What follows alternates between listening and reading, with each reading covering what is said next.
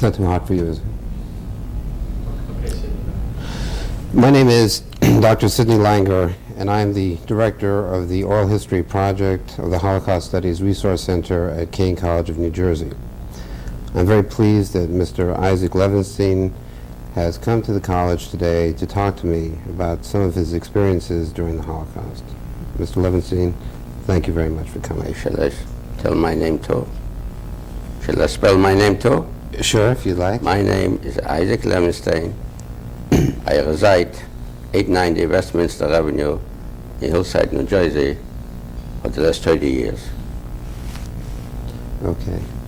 Can you tell me a little bit about when you were born, the country you were born in, a little bit about your family? Okay. I was born February the 11th, 1906, a little town in the neighborhood from Lublin.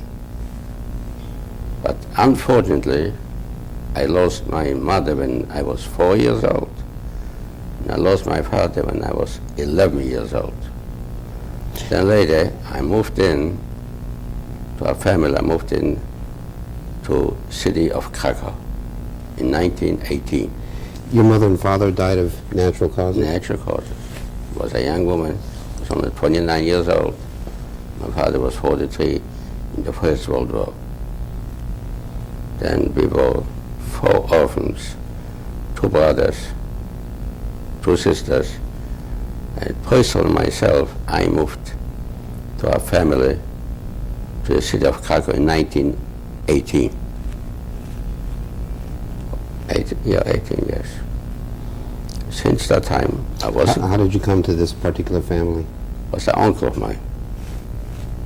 And I was living there all the time till I got married December the 29th, 1931. Did you go to this family with your other 3 brothers and sisters? My sister came, but the other 3, they remained in the little town. And they were taken care of by They were another family? taken care because I was the youngest in the family.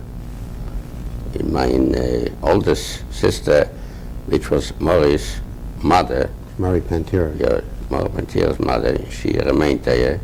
She got married in the 20s, and she had a husband, and she has quite a few children, but in 1932, I brought her over to Krakow.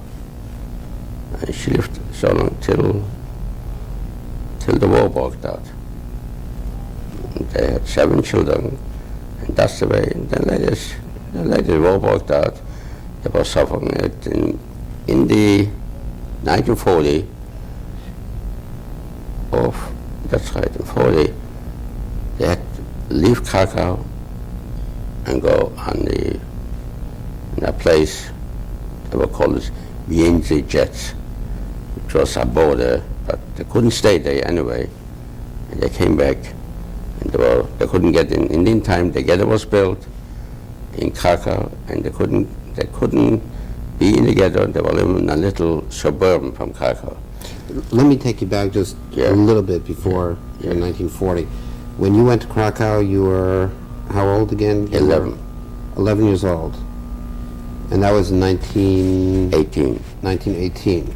Yeah. Can you describe the life in Krakow, the Jewish community in Krakow? The life in Krakow was excellent, just excellent. Naturally, there were rich people, middle class people, and there were poor people. But the life, my personal life was excellent.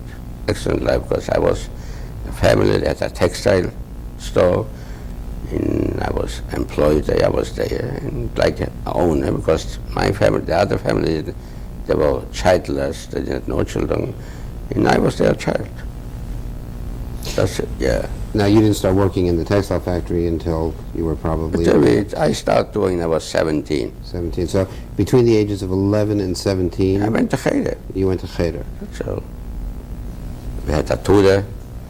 I was taught, I mean, I was taught mostly Hebrew and Polish and German. because there was no private school to force in those years.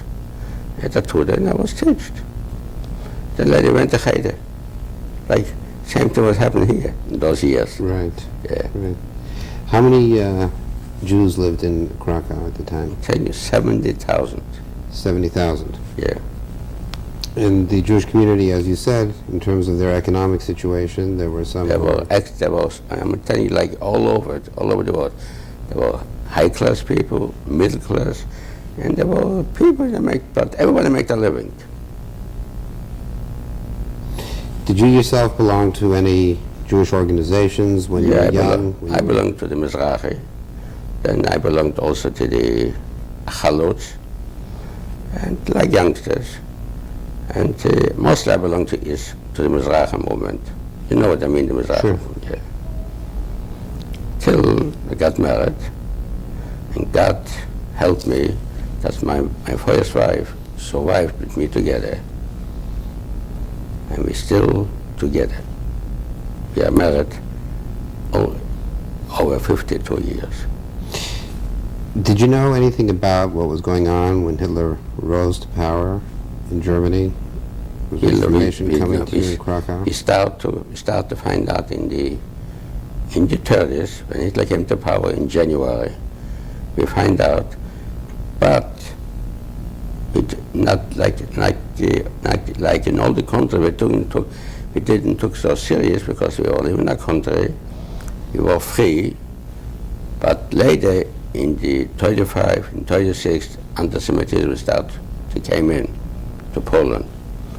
There was the princess, she was a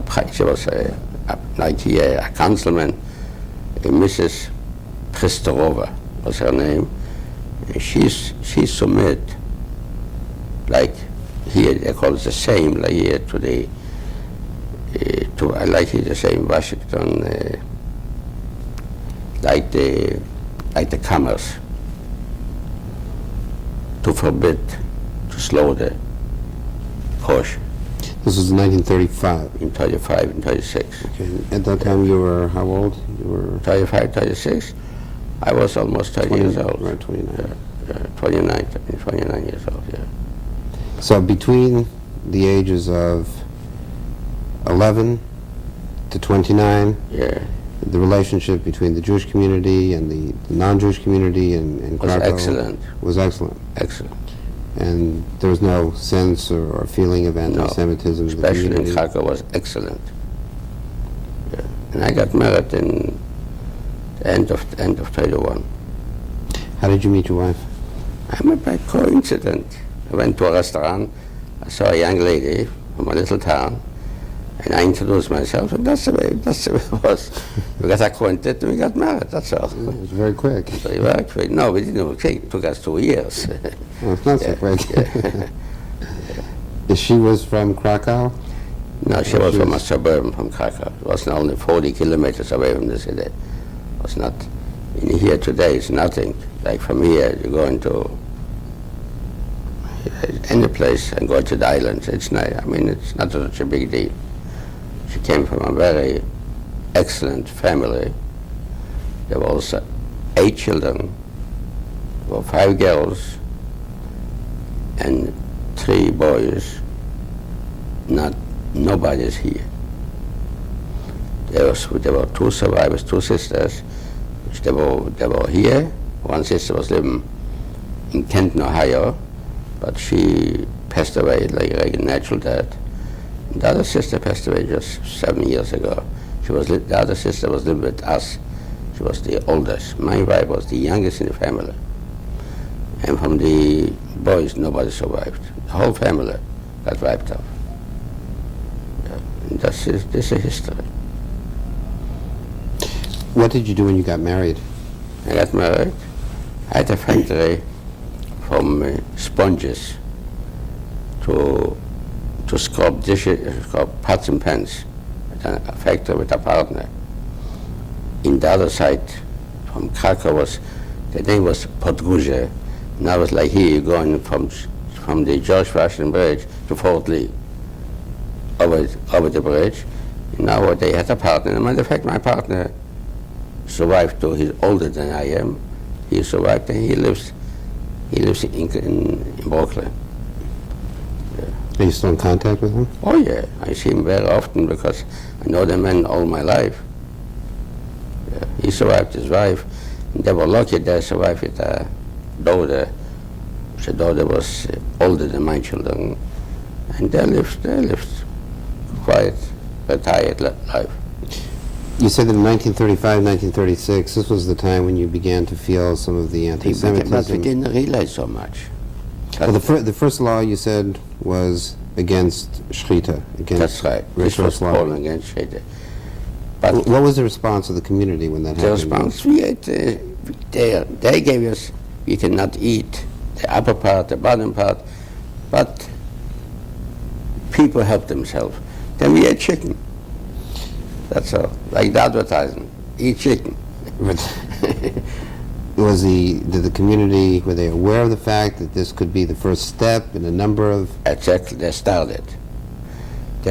But actually, Poland was not so bad. But later, when the war broke out, it started to be bad because mostly Polish people, you can say 90-95%, they were working with the Nazis together to get rid of it, the Jewish people. Because they could help. There are in Poland places which no German stepped in because they were afraid by themselves. There were villages, there were forests, but only one thing, the Polish people, maybe they were from the 25 million, maybe there were a few of them which they got good paid, and they saved them. Matter of fact, my family and my wife's family was the older sister, my wife's. They had grown-up children. I'm talking about in their 20s. And they went in a hideout, and they gave away all the wealth, which they were very wealthy. And a few days later, they had everything in their possession. They called in the SS, and they killed them. Otherwise, they would live. I want to live up to date, but they would live. What year was that? This was in 42, I'm sorry. Okay. Yeah. So let's just go back again to 35, 36. So what happened between 1936, 37? Were there other laws enacted against the Jewish community? We were living, and everybody can say whatever they want to say, nobody realized we're holding the German people the most advanced in education in Europe in those years, even today we don't talk about. Nobody realized that the German people can make a Holocaust like that. Listen, I'm not a youngster. I don't remember. They were in Russia. There were pogroms. They came in, they looted, they killed maybe a few people, but not to wipe up the whole. To wipe up. Mostly, think what they wiped out: children, over 1,200,000 children, which they didn't know from any accident. Only they were born the Jewish people, the Jewish parents. That's all. Nobody realized that it could happen to a German nation. We were fooled by that thing. We weren't fooled. I had the opportunity to go to Russia. As a matter of fact, in Russia, 250,000 people survived. They were living like the Russians. They didn't have everyday steaks or ice cream, but they didn't get killed. They came back. Some of them, they died, natural death, but nobody got killed. But nobody realized that thing could happen to a country, the most advanced, educated country. And I'm telling you, Professor, and we should not fool ourselves. Nobody knows what can happen in the 21st, what the next generation, who knows? Nobody knows. People live in Germany like kings. I remember after the First World War, 1920, 21, 22 people living over there very, very well. And who realized? Even if you would be there, you wouldn't say, that thing could never happen. What about when Kristallnacht happened, for example? Kristallnacht was happened November the 8th, in 1938. Gave them all the rights, came in, there were a bunch of hooligans, young people, and they went out and they burned, they looted, and I mean, it was like Kristallnacht. And I have to tell you a story about the Kristallnacht. This was happened in 1978. They opened up in Jerusalem a hospital, it's the Shaarei Tzedek Hospital, in 1970. I am one from their founders. And we had up there quite, it was dedicated November the 7th. This date I will never forget, in 1978. And then in November the 8th, they make a big party in a big hall. They call this the Binyan HaYamah? Binyan HaYamah, yeah, the public hall. And it was over there, they made concert. And the headman from the concert was staying in a kippah. The conductor involved. There were over there 2,000 people. And myself and my wife, we were crying. What happened 40 years ago, 1938. I was staying in a Jewish state, in the city of Jerusalem, and a young man, a conductor, conducts. And this was the experience in 1978. But who ever could realize that thing could happen? Nobody. Otherwise, you see, the German Jewish people got saved because he gave them the opportunity in the 30s, 35, 36, 34 to leave. They take even the furniture with them. They left for Muslims. They came to the United States. Another one, they came to Palestine. They're still there, and they survived. But whoever got hurt the most is the Polish people, because the Polish nation worked with the Nazis to get rid of the Jews. I don't know if everybody can tell you, but I know Sam Halpern, he got saved by some Polish people. But it was from 35 million, there were maybe 5 or 6 or 7 of them. That's the way it is. Even Abe Zuckerman's wife, she was saved. Yes. Yeah. This is, but... I had, just interesting, I had the occasion to interview the daughter of the woman with whom Mrs. Zuckerman stayed with. Yeah, Helen. In Poland. Yeah. And she was here a few weeks ago. How you spoken to her? Abe was the interpreter. Yeah, she's a daughter. She's the daughter. And she was the same age as Abe's wife. Abe's wife, that's true. I'm telling you, the same thing is Clara Kramer. Right. Clara Kramer, Saul Kramer's wife, was also saved by... As a matter of fact, today, Yad Vashem today, they consider them and they honor them. So, sure. Yeah. Listen, who was lucky? I did, when we going back, and the war broke out, September 1st, 1939, my wife's family was living, I mentioned to you, 40 kilometers away. Then we took a truck, took the children and a baby from 2 years old. The other child was 7 years old. And she said, let's be together with the rest of the family. But didn't work. September the 7th, Krakow was occupied by the Nazis. Then I told my wife, her name is Sally, we cannot stay here, let's go back. We can expect so bad. Did you have any warning that the Germans would actually come into Poland? Sure. Listen, I was there. We were there. I saw them invading.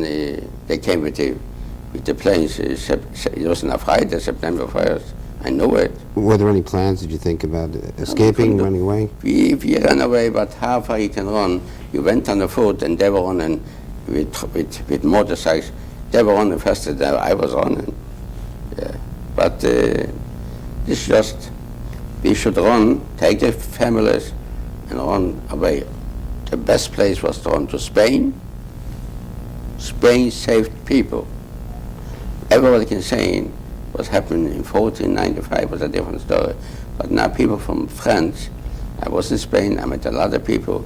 They went to the border, and General Franco said, you cannot touch those people. Did you know many people who went to Spain? Oh yeah, quite a few thousand, only from the border from France to Spain maybe, and they were saved. Now many people which went to Italy, Italian people saved people, but not Polish. Nobody expect that thing. Nobody expect. We had a family from my wife's side. It's a big family. Well, na bonke, 30 people, uncles and nephews, and they find out. Listen, you have to go out you have to go out for food. You cannot stay in the hall. You have to went out. They caught somebody, and they took him out, and they shot everyone. And they didn't have to do it. If the public would be decent, they didn't have to do it. Let them stay there. No German would go up there whatsoever. Where was this bunker? It's outside from a little town, if I mentioned, outside a little town, from Krakow. It's a bunker. As a matter of fact, one cousin, she survived. She was in the camp. She lives in Israel. It's history. This is history. Now I'm going back. You want to know further from the 1940. Yeah, I'd like to know, if you don't mind, Yeah. when the day the Germans entered, exactly what happened with Was your not family. bad. You had 2 children at the time in Yes. 1939. Nine. You had a 7-year-old. I went back to mine apartment because I left it. I went back almost. I came back September the 10th. Was not tagged. Went in, and we were living, I would say, till quite a few months there, till they built the ghetto in the other side city. They were built the ghetto. We went to the ghetto exactly in March of 41. Till March 41, we were still living in the city. So from 39 to 41. Exactly. you were- We went out.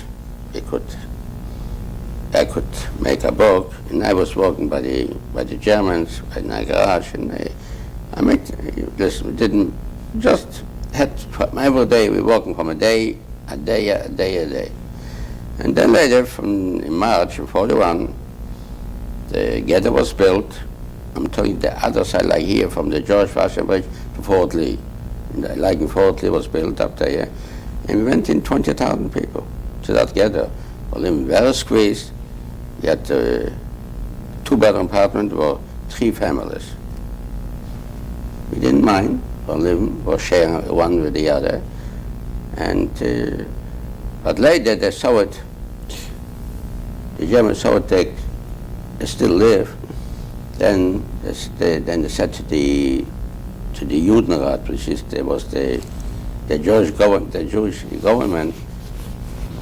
you have to give me 3,000 people to send it away. And they went, and we went to other places, all the way to Treblinka, or they went to Auschwitz. Yeah. What was the attitude of the Jewish community toward the Judenrat? The Judenrat, they worked with them together, and they had to listen to the Germans, to the elders. Was there hostility? Was there understanding that there? They knew it. As a matter of fact, there was over there one man, he came from a very Hasidic house, but he became a bastard. Excuse me my expression. But later the Germans took care of her. Killed him and the whole family. But we were living there till they saw it They built a concentration camp. Could you describe a little bit more about life in the ghetto? Life in the ghetto, The we were setup. living in the ghetto. I had a permission to get out from the ghetto because I worked in a garage by the Nazis. In West, I couldn't go with the trolley car.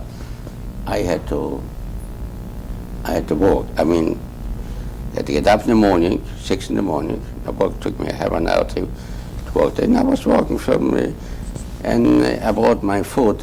Matter of fact, some of them, they gave me food to take it home. And we ate. And we were counting from day to day. Were you paid for your work? I didn't get paid. They didn't pay you. They didn't kill you, they didn't pay you. That's all. But I was walking very, in the garage, was listening to everything what they told me to do, and I did. Do you remember that somebody was standing guard at the ghetto when you walked in and when They you were walked out? Polish guards. Polish guards, for a few dollars, you can see, you can buy him off the holder. You can buy the police with the gun, with everybody.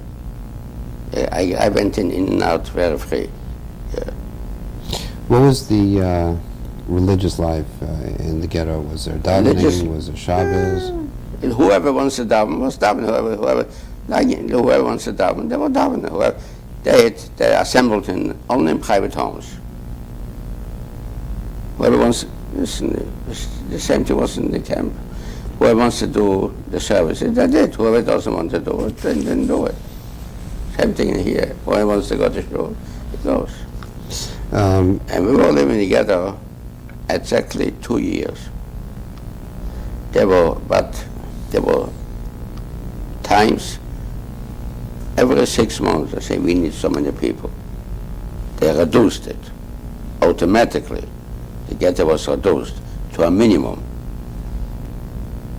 One day, and I'm very good in dates. Now, the selection process was made by the Judenrat, the German... Selection process, but they were staying on the square. They took them away to the railroad, and they sent them away. You never saw those people anymore. Did you know where they were going? Nobody knew it. Everybody was looking for themselves. When they make the selections, I always had the habit to hide myself with the family. That's the way I came. They came in to my apartment, but I couldn't find nobody because I make myself a bunker in the basement, and they could stand on their head. They wouldn't find me. So this was a matter from a day or two.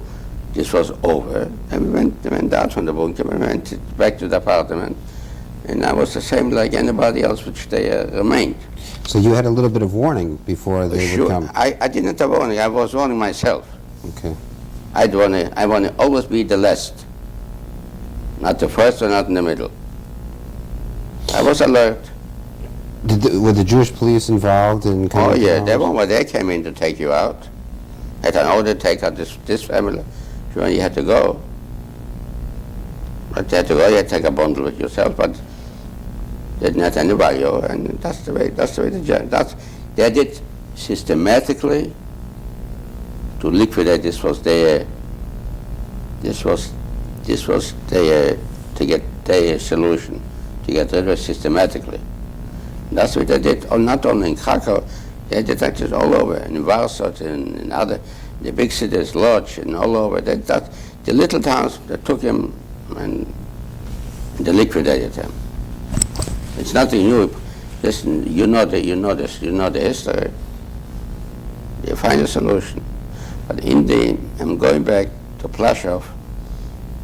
Everybody had to leave in March 43. Friday, all the women had to leave. But my wife came to the gate, and she saw what was happening. No child had been allowed to take with them.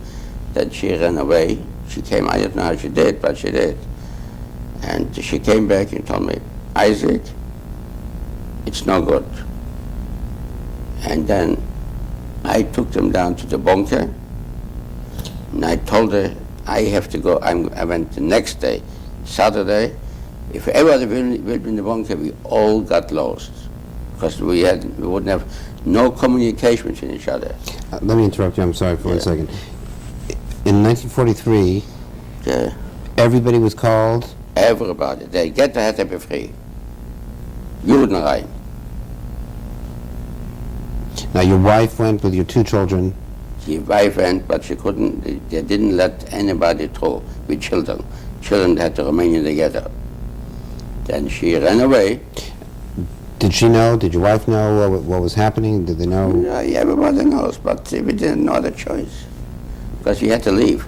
Otherwise, we had to leave, let's get to it. Then later she came back, I told her, Sally, you stay here, I was in the bunker. I prepared water, prepared food, I prepared something to sleep on it some day. And she was there. She went down with Morris' brother, sister, Maura Pantiras. Went down with another family, with her sister. And I said goodbye to her next day. And I went to the camp. Because if I will be not in the camp, then everybody will get lost. Then this was the communication.